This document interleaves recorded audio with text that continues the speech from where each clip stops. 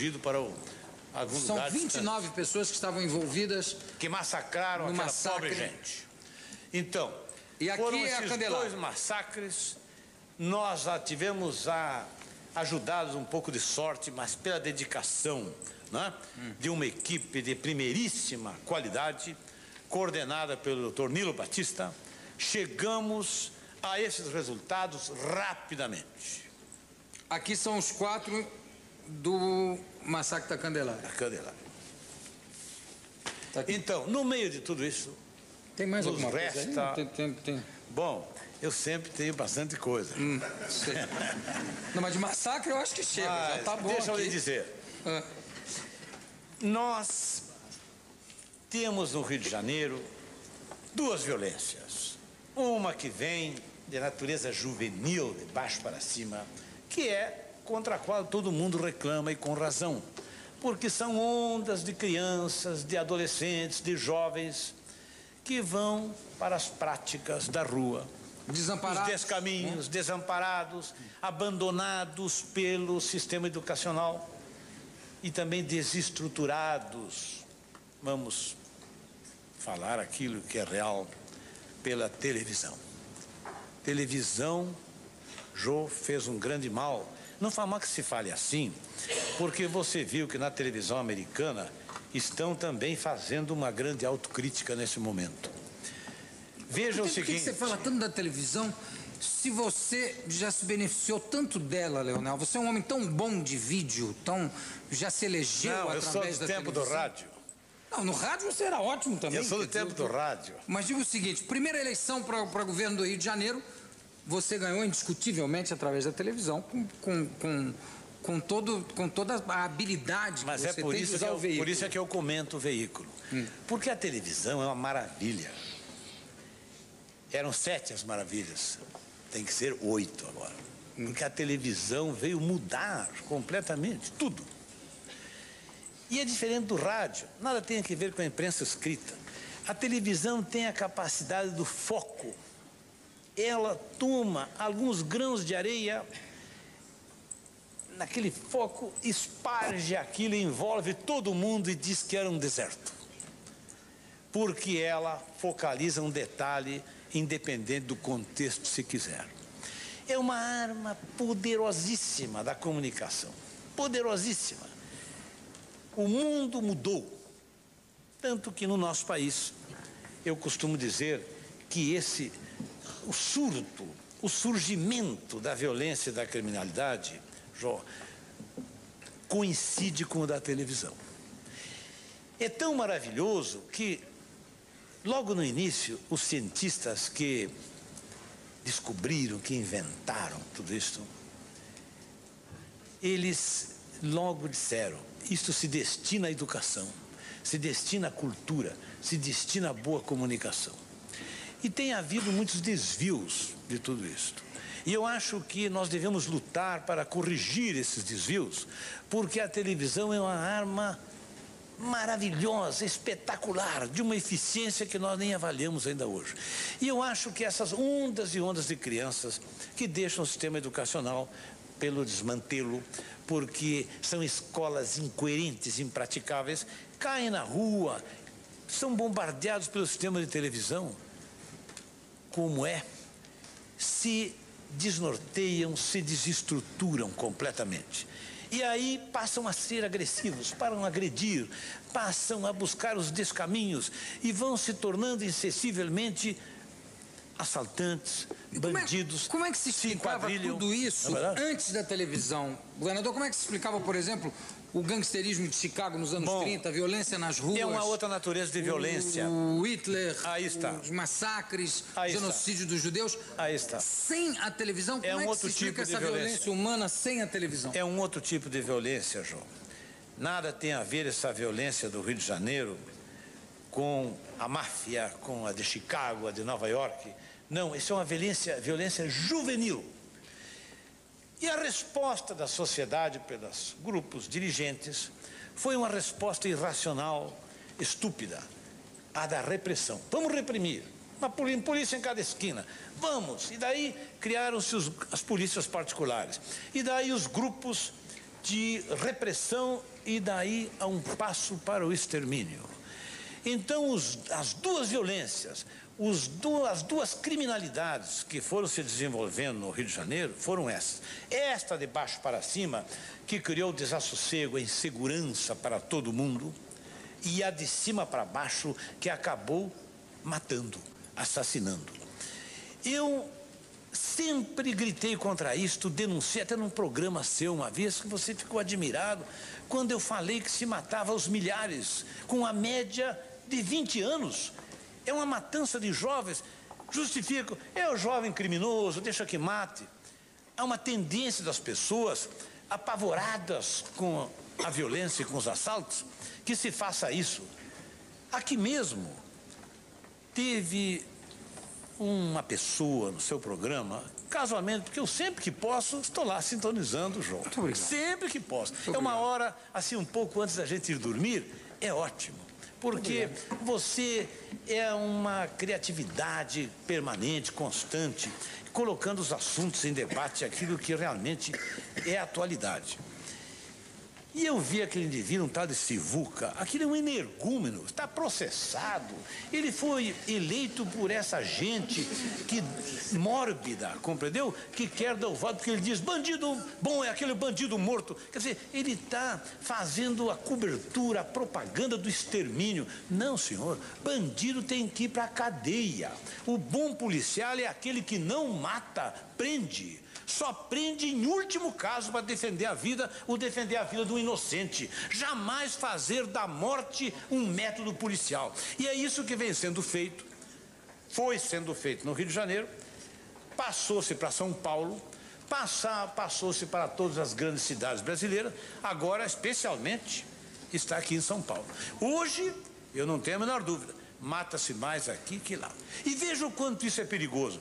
Nós estamos adotando uma pena de morte sumária, informal, entregue nas mãos de indivíduos que não têm qualificação para isso, nem investidura. Mas como é que começa isso? E se amanhã pega um filho da gente, pega um filho de vocês, um neto, sem carteira, num exame qualquer, agride, assume uma atitude desrespeitosa, claro, nossos garotos são criados com honra, com dignidade, aquelas reagem. E eles, como estão acostumados a matar, matam ali mesmo. Depois levam e dizem, não, atirou, estava na valeta. E aí como é que fica? Quer dizer, nós não podemos permitir isto. O Estado, a autoridade pública, empresários, ninguém tem o direito de jogar com a vida humana. Nós temos é que fazer justiça, não podemos responder ao terrorismo com o terrorismo, ao sequestro com o sequestro, à bandidagem com a bandidagem. Então, eu praticamente era uma voz isolada nisto. O Estado não pode ser terrorista. Não é verdade? Você sabe que eu gritava contra isso, João, e você sabe que ninguém me acreditava. Mas eu queria... Eu cheguei a dizer, olha, milhares no governo Moreira... O governo Moreira Franco cruzou os braços, voltou as costas contra essa matança. Eu cheguei a pedir à Anistia Internacional que viesse, porque eu, governador, sentia dificuldade de investigar.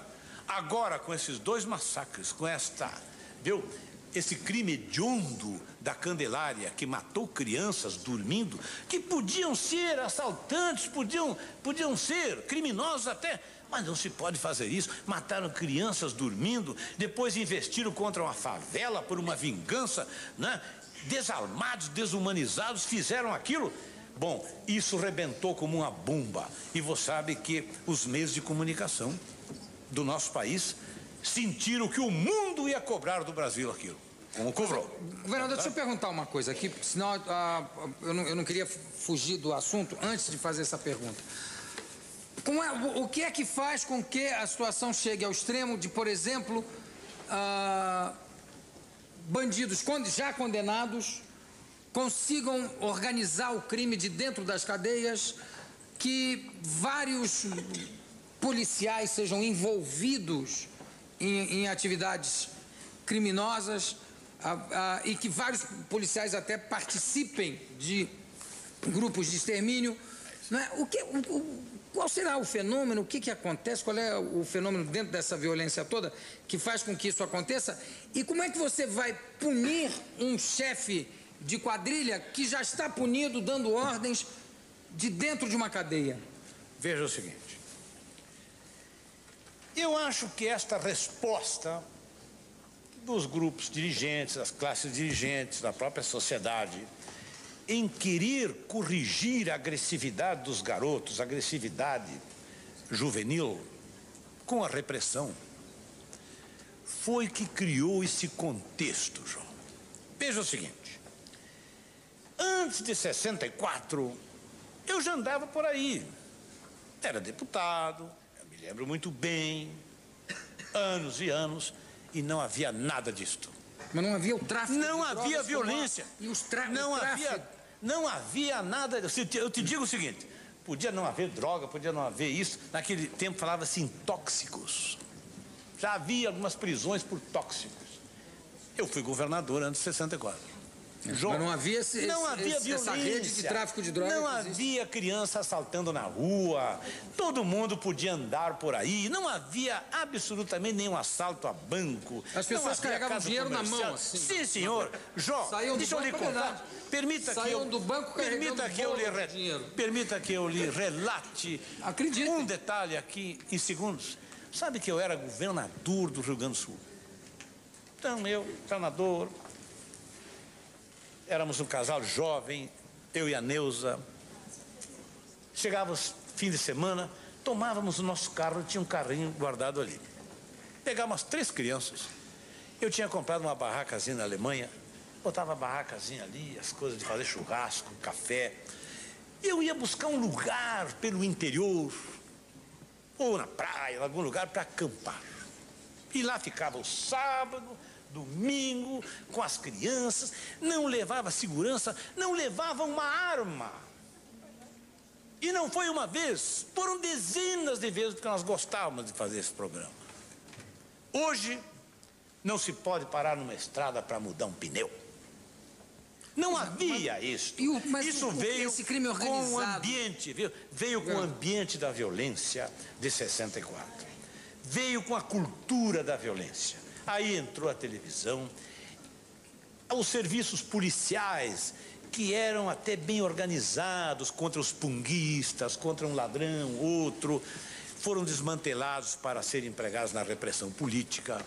E foi se criando esse caldo de cultura. E por que o Rio de Janeiro virou tamanho foco de tráfico de drogas? Mas Me responda isso, Leonel. Vou te responder, João. Eu quero te perguntar o seguinte. Não tenho preocupação de responder, porque eu não lhe considero um inimigo do Rio de Janeiro. Não, eu sou inclusive carioca. Pois então. Por isso que eu digo, eu acho espantoso. Não é só o Rio, eu pergunto. A droga que vai para o Rio, ela vem da onde? De São Paulo. É aqui que entra a droga. Não nasce em São Paulo. Ela vem, o tráfego passa por aqui. Vem da Bolívia. Mas e por que ela então veja o seguinte, o Rio não produz, olha aqui, o Rio não produz cocaína, o Rio não produz maconha e nem fabrica armas. Essa é a verdade. Com licença, por favor. Eu quero ouvir tudo. Viu? Nem fabrica armas. Agora, essa cumplicidade que está lá, eu lhe digo, não passa daquilo que se criou durante todos esses anos. A cumplicidade para fazer a violência de cima para baixo. Lá. Uma cumplicidade de cobertura para os grupos de extermínio. Então, o que é que acontece? Há um exagero em tudo isso. E você quer saber por que se instaurou esse quadro de violência no Rio? Porque lá também é a sede da Rede Globo. Que exagera! Estou te dizendo. Olha, não há maior escola de violência do que a televisão Globo. Mas, governador, não se pode. A Globo ensina a droga, ensina o crime e ensina tudo que você quiser. Eu tenho estatística. Colocamos 6 professores frente à tela da Globo durante uma semana. E temos a estatística do que houve ali. Aquilo é a escola do crime. É a escola da violência. Vou te dizer uma coisa. E que haja cumplicidade dentro dos presídios, que haja coisas escabrosas, eu não digo que não, e acho que é o nosso dever combater essas situações. E é o que estamos fazendo. Tanto que, no Rio, a criminalidade baixou. A propaganda é verdade. Nós temos aqui estatística. Eu vou pedir a... Quer ver uma coisa? Vem cá. Governador. Aqui em São Paulo houve um massacre em Carandiru. Eu pergunto, quem é que está na cadeia? Quem é que está na cadeia aqui em São Paulo pelo Carandiru? Não sei. Me digam, quantos mataram aqui no fim de semana? Nos últimos 3 fins de semana? 48, 38 e 36. Em cada fim de semana. No Rio de Janeiro não se matou, nem em comparação com esses números. Foram meia dúzia. Nós não estamos satisfeitos com isso, porque lá se matava da mesma maneira que está se matando aqui. Eu não estou culpando com isto, nenhuma forma, a sociedade paulista, nem o povo de São Paulo. Nem estou também, com isto, querendo agredir as suas autoridades públicas. Não. Eu quero é que tomem consciência da situação. Existem 2 tipos de crime, João. É o crime juvenil, que vem atacando todas as pessoas nas ruas, nas casas, e o crime de cima para baixo que instituiu nesse país. Nós afirmamos que no Rio de Janeiro mataram quase 30 mil pessoas no governo Moreira. Estamos nos aproximando de encontrar as ossadas. E quem são os que morreram? Média, 20 anos. Quem é que tem o direito de assassinar jovens dessa maneira? Sejam eles apontados como assaltantes ou não, ou consumidores de droga. Há muita gente que apoia, como esse tipo que esteve aqui. Mas isso é uma situação que o Brasil está sendo questionado internacionalmente.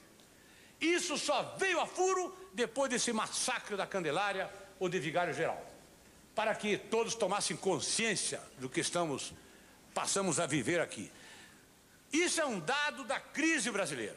O comprometimento da Polícia do Rio de Janeiro, de integrantes da Polícia do Rio de Janeiro, é verdade. Seja nos presídios, seja na rua, seja onde for. Nós estamos passando pente fino nesse pessoal.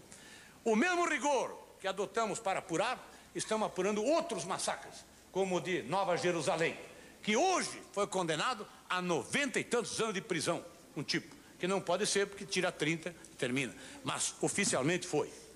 Então o que acontece? Nós estamos agindo lá, em meio a uma situação.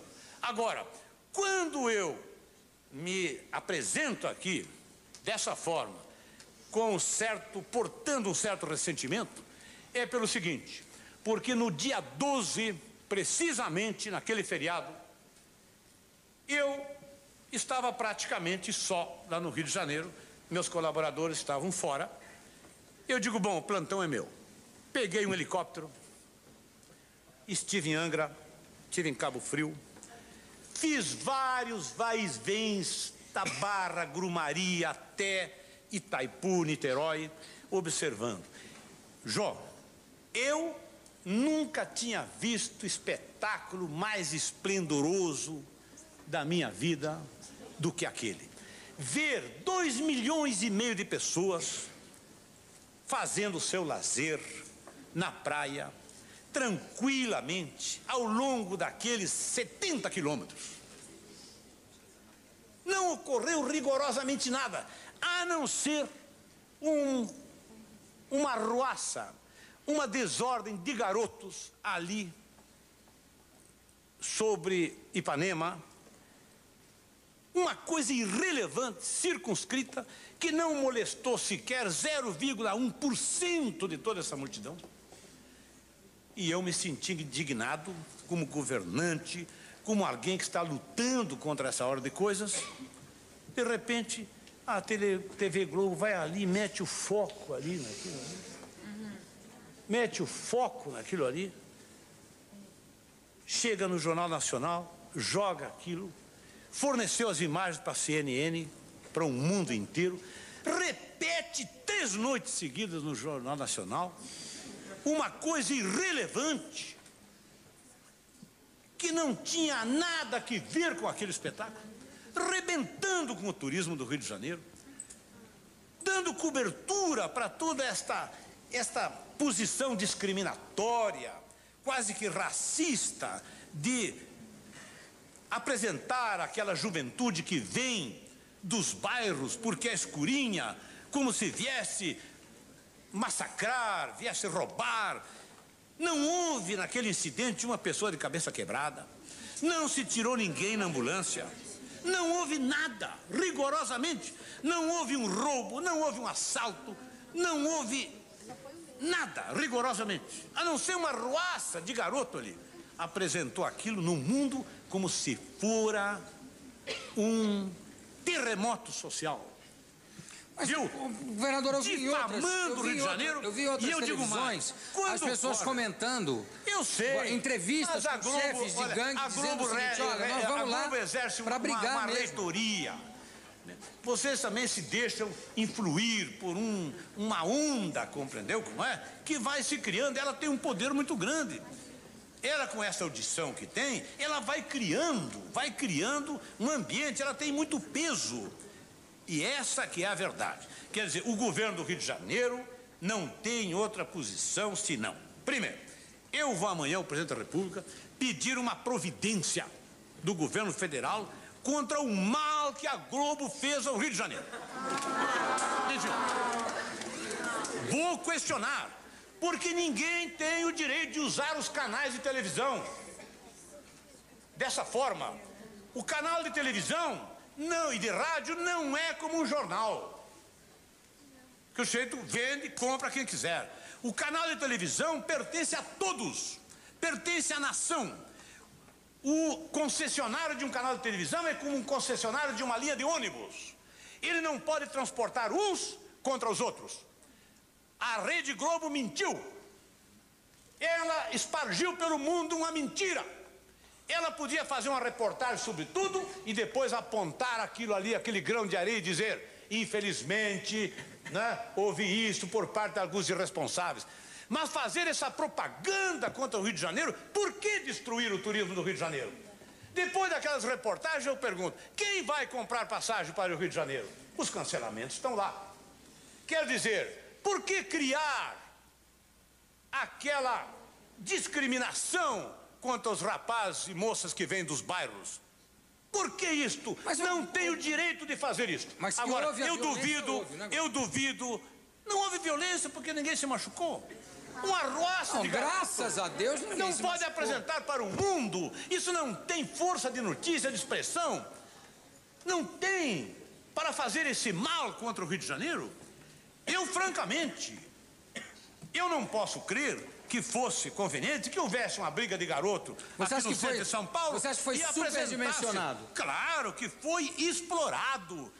Foi explorado perversamente contra o Rio de Janeiro. Segundo, o movimento negro do partido vai fazer também uma representação contra isto que considero discriminação e uma tentativa de segregação, porque lá o que faltava dizer é o seguinte: fecha o túnel, não ponha ônibus para essa gente. E como há pouco nós ouvíamos aqui, quando você se entrevistava esse escritor e jornalista, ele dizia: é a luta deles pelo direito de ir à praia. A praia não pertence só a alguns poucos, pertence a todos. É como os canais de televisão, pertence a todos. Um concessionário não pode discriminar. Um concessionário tem que servir a todos. Por isso que, essencialmente, a televisão se destina à prática do bom jornalismo, à prática da boa informação, da cultura e da educação, e não para esse tipo de jogo. E mais, vou ainda também representar junto ao Ministério Público sobre isso. Eu tenho, infelizmente, que interromper você, porque nós estamos chegando aqui ao final do nosso papo. Eu conversei com o governador do Rio de Janeiro, Leonel de Moura Brizola. Leonel, muitíssimo obrigado. Daqui a pouco a gente vai...